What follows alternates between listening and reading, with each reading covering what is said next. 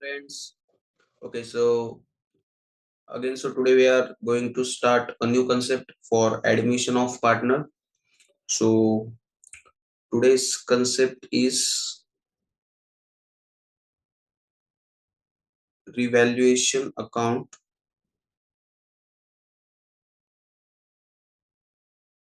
revaluation account and capital adjustment.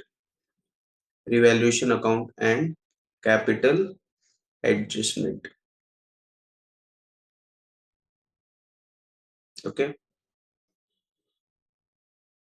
तो ये है आज का हमारा topic, that is revaluation account and capital adjustment. Right. तो what is revaluation account then? एक एक करके कवर करते हैं फिर. देखो, सबसे पहले समझो रिवैल्यूएशन अकाउंट जो है इसको हमें प्रिपेयर करने की जरूरत पड़ती क्यों है. ठीक है, सिंपल सी बात है. रिवैल्यूएशन का मतलब उसी के वर्ड्स में मतलब मीनिंग है, उसी के वर्ड में मतलब क्या दिया है उसमें, रीवैल्यू करना. मतलब किसी भी प्रॉपर्टी की जो वैल्यू होती है उसको हमें क्या करना होता है, रीवैल्यू करना होता है, मतलब रिकैलकुलेट करना होता है. That is also consider as a reassessment, you can say. तो रीवैल्यू हमें करना पड़ता है. अब ये रीवैल्यू करना इसलिए होता है क्योंकि जब भी बिजनेस में नया पार्टनर एडमिट होता है, तो नया पार्टनर जब बिजनेस में एडमिट होता है तो ये रिवैल्यूएशन किया जाता है. अब इसमें क्या होगा, नया पार्टनर एडमिट होने से पहले हमारे बिजनेस में जितनी भी असेट्स होंगी और जितनी भी लायबिलिटीज होंगी उसका वैल्यूज हम चेक करते हैं मार्केट के हिसाब से. और उसमें जो भी प्रॉफिट होगा, जो भी लॉस होगा, वो डिस्ट्रीब्यूट किया जाता है. अब वो जो भी प्रॉफिट और लॉस होगा टू द रिवैल्यूएशन, तो वो हमें डिस्ट्रीब्यूट करना पड़ेगा. बिजनेस के जो भी ओल्ड पार्टनर्स होंगे वो सारे ओल्ड पार्टनर्स में डिस्ट्रीब्यूट होगा. इसमें नए पार्टनर का कोई भी कंसेप्ट नहीं होगा, ये चीज याद रखो. समझ में आ रहा है आपको? तो नए पार्टनर को रिवैल्यूएशन का कोई कंसेप्ट नहीं है. लेकिन याद रखना, ये जो भी रिवैल्यूएशन का जो एसेट्स लायबिलिटीज के थ्रू जो प्रॉफिट निकलेगा, लॉस निकलेगा, इट इज टोटली बेयर और shared by the old partners.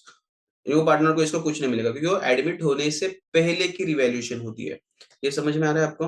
तो रिवैल्यूएशन करते क्यों है, क्योंकि मार्केट के वैल्यू के हिसाब से उसको एडजस्ट किया जाता है और तब जाके फिर कितना मार्केट के वैल्यू के हिसाब से प्रॉफिट हो रहा है, लॉस हो रहा है, वो दिखाया जाता है. इसलिए रिवैल्यूएशन इंपॉर्टेंट माना जाता है. तो अब समझ में आया रिवैल्यूएशन अकाउंट होता क्या है बेसिकली. अच्छा, इसका नेचर अगर कोई पूछेगा तो याद रखना ये होता है बेसिकली नॉमिनल अकाउंट. ये कौन सा अकाउंट होता है? Nominal account. तो प्रॉफिट होगा तो क्रेडिट में जाएगा, ठीक है. लॉस होगा तो डेबिट में जाएगा, सिंपल सी बात है. ठीक है. तो इसके फिर कुछ जर्नल एंट्रीज भी होते हैं रिवैल्यूएशन के. तो रिवैल्यूएशन के जर्नल एंट्रीज कवर करने से पहले आपको समझना पड़ेगा बेसिक चीज है. ठीक है. तो ये सबको पता होगा, एसेट का जो बैलेंस होता है वो क्या होता है? डेबिट होता है. लायबिलिटी का जब बैलेंस होगा तो ये क्या होता है? क्रेडिट. इनकम का बैलेंस क्या होता है बोलो? क्रेडिट. एक्सपेंडिचर का जो बैलेंस होगा वो क्या होता है? एक्सपेंडिचर का बैलेंस क्रेडिट होता है. करेक्ट. अब इसमें क्या होता है याद रखना, जब हम रिवैल्यूएशन के लिए जर्नल एंट्रीज देखेंगे तो इसमें इंपॉर्टेंट चीज ये है, जब भी एसेट बढ़ेगा तो एसेट को हम क्या करेंगे? डेबिट करेंगे. समझ में आ रहा है? फिर क्रेडिट किसको करना पड़ेगा? रिवैल्यूएशन को. क्रेडिट किसको करेंगे? रिवैल्यूएशन को. क्योंकि यहाँ पे हम ऐसा मानेंगे कि एसेट बढ़ना मतलब बिजनेस के लिए प्रॉफिटेबल होगा. कैसे? समझो, हमारे बिजनेस में एसेट का बुक वैल्यू है लेटेस्ट से 1 लाख, और आज उस असेट की जो वैल्यू है इस 1 लाख की मार्केट में, लेटेस्ट से कोई मशीनरी है हमारे पास जिसके 1 लाख रुपए हमारे अकाउंट में हमने रिकॉर्ड किया है. आज के डेट में इसका जो एमवी है, मतलब मार्केट वैल्यू है, वो लेटेस्ट से हो गया 1,20,000. अब बताओ, 1 लाख का हमारे पास मशीनरी है, अकाउंट में दिख रहा है, लेकिन मार्केट वैल्यू इसकी कितनी है? 1,20,000. मतलब 20,000 का हमें क्या हुआ बच्चों? प्रॉफिट हुआ. तो ये 20,000 का प्रॉफिट हमें हो गया. तो एसेट का वैल्यू बढ़ने की वजह से, ये 20,000 बढ़ने की वजह से प्रॉफिट बढ़ रहा है ना. समझ में आ रहा है? तो इसलिए हमें क्या करना है? रिवैल्यूएशन को क्रिएट करना है. Credit all incomes and gains, समझा होगा अभी. ठीक है. तो रिवैल्यूएशन को क्रेडिट हमें यहाँ पे इसलिए करना है क्योंकि यहाँ पे प्रॉफिट हो रहा है. अब बताओ, एसेट बढ़ना मतलब बिजनेस के लिए अच्छा माना जाएगा, मतलब प्रॉफिट. तो सेम, अगर एसेट घटेगा तो बिजनेस के लिए बुरा माना जाएगा. तो रिवैल्यूएशन को फिर क्या होगा? डेबिट करना पड़ेगा. उल्टा सिचुएशन लेते हैं. लेटेस्ट से यहाँ पे अभी मान के चलो कि ये जो पोर्शन है 1 लाख की जगह पे, मैं मान के चलता हूँ यहाँ पे है अभी 1,20,000. ठीक है. और ये जो 1,20,000 था इसको मैं कर देता हूँ लेटेस्ट से 1 लाख रुपए. ठीक है. तो 1,20,000 था पहले मशीनरी, और अभी हुआ रहा है लेटेस्ट से 1,00,000 रुपए। तो 1,20,000 हमारे अकाउंट में रिकॉर्ड किया है। 1,00,000 आज के डेट में इसका मार्केट वैल्यू, तो 20,000 से डायरेक्ट डिक्रीज हो गया ना। अब ये जो 20,000 जो हुआ, ये हमारे लिए प्रॉफिट हो गया, नुकसान हो गया फिर? Obviously it is a loss, इसलिए हम इसको क्या कंसिडर करते हैं? लॉस। समझ में आया?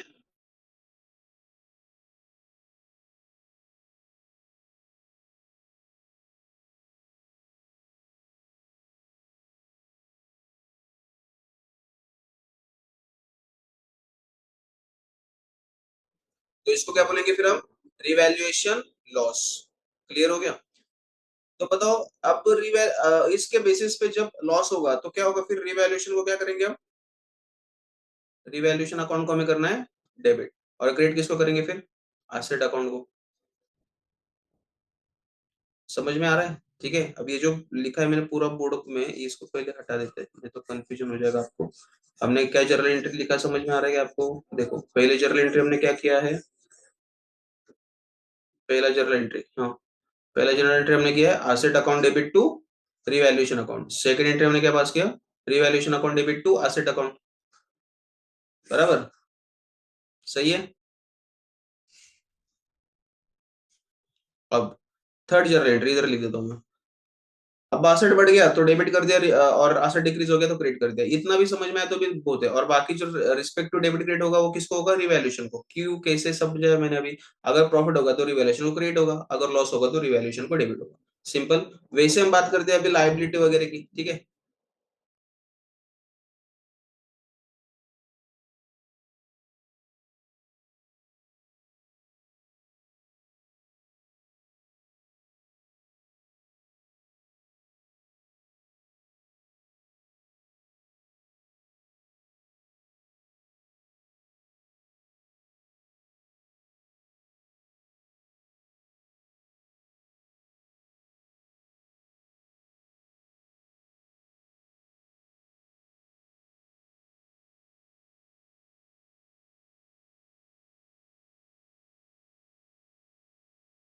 ओके, अब देखो, जो थर्ड एंट्री मैंने पास किया है वो किया है revaluation account debit to liability account.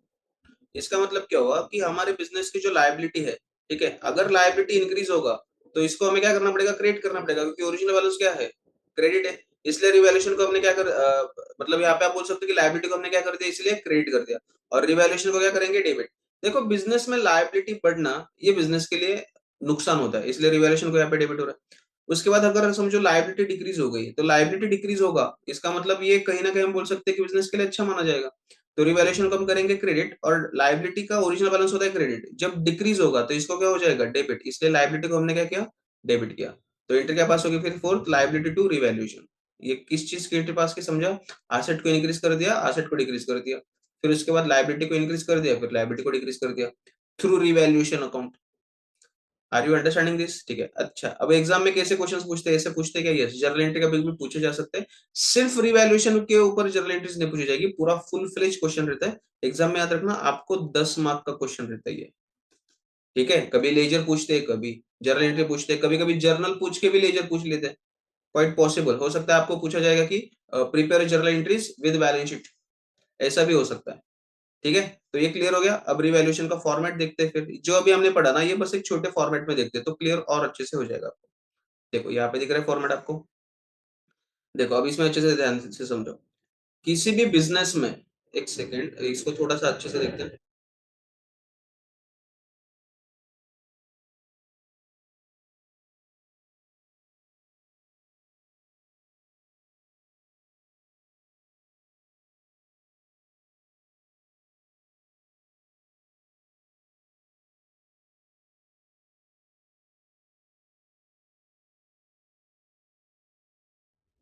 देखो, यहाँ पे क्या लिखा है? सबसे पहले क्रेडिट साइड में लिखा है डेबिट और क्रेडिट, ऐसे दो साइड होते हैं रिवैल्यूएशन अकाउंट के।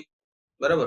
तो क्रेडिट साइड में देखो क्या लिखा है? By increase in asset. तो अगर एसेट बढ़ेगा तो एंट्री क्या पास होगी? Asset account debit to revaluation. तो रिवैल्यूएशन के क्रेडिट साइड में दिख रहा है आपको बाय इंक्रीज इन एसेट लिखा हमने, मतलब एसेट को हमने रिकॉर्ड कर लिया डेबिट में, और रिवैल्यूएशन को क्रेडिट में रिकॉर्ड किया। तो एंट्री पास हुई एसेट टू रिवैल्यूएशन। अब बस लेजर पोस्टिंग के हिसाब से देखा तो उल्टा दिख रहा है आपको, वो समझ में आता है ना आपको लेजर? तो अगर कुछ अभी तक जो मैंने बताया अगर ये क्लियर नहीं हो रहा है तो एक सिंपल शॉर्टकट ट्रिक याद रखो, ये फॉर्मेट है ना, इसको ठीक से देख लो बस। जब भी एसेट बढ़ेगा तो वो क्रेडिट में आएगा, क्योंकि एसेट बढ़ना बिजनेस के लिए अच्छा माना जाता है, इसलिए वो प्रॉफिटेबल होगा बिजनेस के लिए। समझ में आया? इसलिए हमने क्रेडिट में लिया। अब एक जगह याद रखो, एसेट अगर क्रेडिट में होता है, अगर इंक्रीज इन एसेट क्रेडिट में होगा, तो डिक्रीज इन एसेट कहां पे होगा? डेबिट में होगा। अब समझ में आया? ठीक है। नेक्स्ट देखो क्या लिखा है सेकंड यहाँ पे, बाय डिक्रीज इन लाइबिलिटी। तो लाइबिलिटी डिक्रीज होना बिजनेस के लिए प्रॉफिटेबल होगा, तो लाइबिलिटी बढ़ना ये बिजनेस के लिए लॉस चीज सिचुएशन हो सकती है। कोई भी बिजनेस चाहेगा कि मेरे बिजनेस का लाइबिलिटी बढ़े? नहीं चाहेगा ना। तो ये बिजनेस के लिए प्रॉब्लमेटिक सिचुएशन हो सकती है ना। So we can say this is a bad situation for the business then. Is it right और नॉट? देन अनरिकॉर्डेड एसेट, हाँ ये हमने कवर नहीं किया था। अनरिकॉर्डेड एसेट क्या होता है कि कभी कभी हमारे पास एसेट है बट उसका अकाउंटिंग फॉर नहीं हुआ होता है, मतलब हमने उसका रिकॉर्ड ही नहीं किया। अकाउंटिंग फॉर भी उसको बोलते हैं। तो उसका रिकॉर्ड ही हमने रिकॉर्ड मेंटेन नहीं किया। तो हो सकता है कि उसके पास हमारे पास बिल्स वगैरह है बट उसका हमने रिकॉर्ड नहीं किया, तो ऐसे अनरिकॉर्डेड एसेट को भी हमें रिकॉर्ड करना पड़ता है। तो जो पहले एसेट रिकॉर्डेड नहीं थी, आज की डेट में अगर हम उसको रिकॉर्ड करेंगे तो एसेट का बैलेंस बढ़ जाएगा, तो बिजनेस के लिए प्रॉफिटेबल माना जाएगा। समझ में आ रहा है आपको?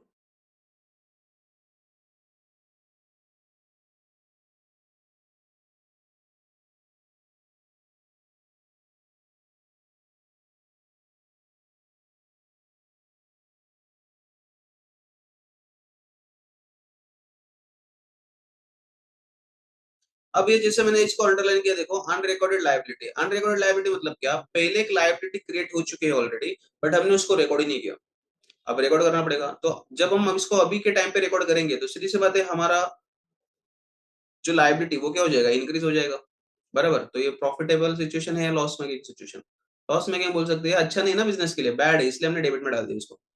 समझ में आ रहा है? और लास्ट में आप यहाँ पे क्या देखोगे, लिखा है by old partners capital oblique current account और to old partners capital oblique current account. यहाँ पे एक चीज रह गई, इसको बोलते हैं प्रॉफिट। ठीक है, और ये जो है इसको बोलते हैं लॉस।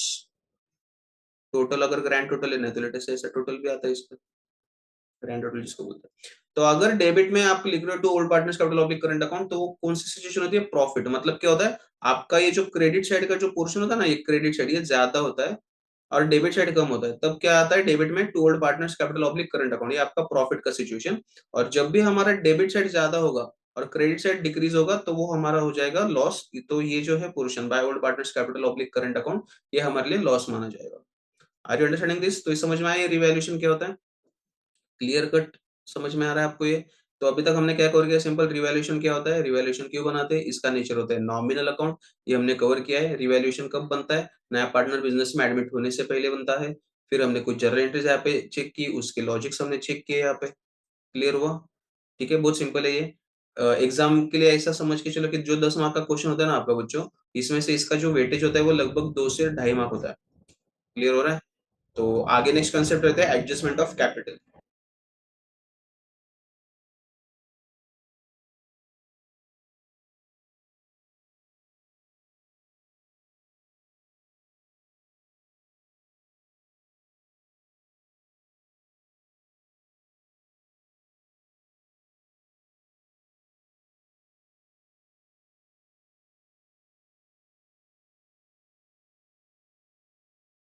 चलो ध्यान दो यहाँ पे। देखो सिंपल है एडजस्टमेंट ऑफ कैपिटल, बहुत सिंपल है। हमारे स्टेट बोर्ड में, हमारे महाराष्ट्र बोर्ड में इसका ट्रीटमेंट हमेशा याद रखना, इसका एक बेसिक फॉर्मूला होता है। तो एडजस्टमेंट ऑफ कैपिटल करने के लिए हमारे पास बेसिक छोटा फॉर्मूला होता है, जिसका फॉर्मूला होगा total capital is equal to new partner capital, new partner capital multiplied by reciprocal of, reciprocal of new partner share, new partner share. क्या फॉर्मूला एडजस्टमेंट ऑफ कैपिटल का? बोलो। Total capital is equal to new partner capital multiplied by reciprocal of new partner share. ये एक छोटा सा basic सा formula है। ये फॉर्मूला कब निकालना है हमको? जब हमें कैपिटल फाइंड करना होगा या एडजस्टमेंट ऑफ कैपिटल करना होगा या टोटल कैपिटल जब भी हमें फाइंड करना होगा बेसिकली। ठीक है, ये बहुत काम में आता है, क्योंकि टोटल कैपिटल फाइंड जब आप करोगे तो उसके साथ साथ नया रेशियो आएगा, फिर टोटल कैपिटल को नए फॉर्मेट में या नए रेशियो में डिस्ट्रीब्यूट करना पड़ेगा। वो कैसे करेंगे? क्वेश्चन के थ्रू करोगे। तो बेसिकली समझ में आया? तो इसमें एज सच कुछ नहीं है, बस टोटल कैपिटल फाइंड करने का एक फॉर्मूला होता है। यही होता है एडजस्टमेंट ऑफ कैपिटल हमारे स्टेट बोर्ड में, for adjustment of capital in case of admission of partner I am talking about.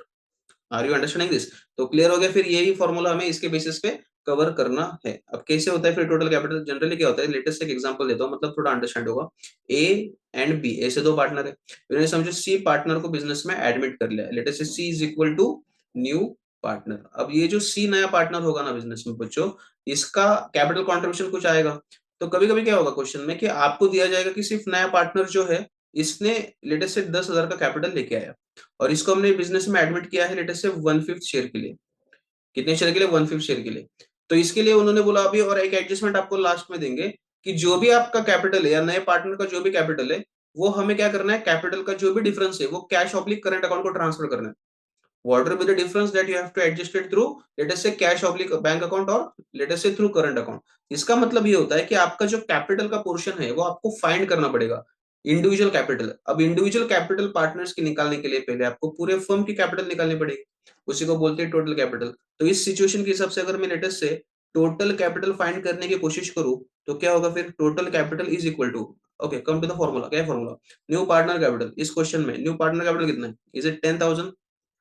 ये हो गया 10,000 multiplied by reciprocal of new partner share. Reciprocal समझते हैं ना, उल्टा। अब 1/5 का उल्टा कितना होता है, मतलब रेसिप्रोकल 5/1।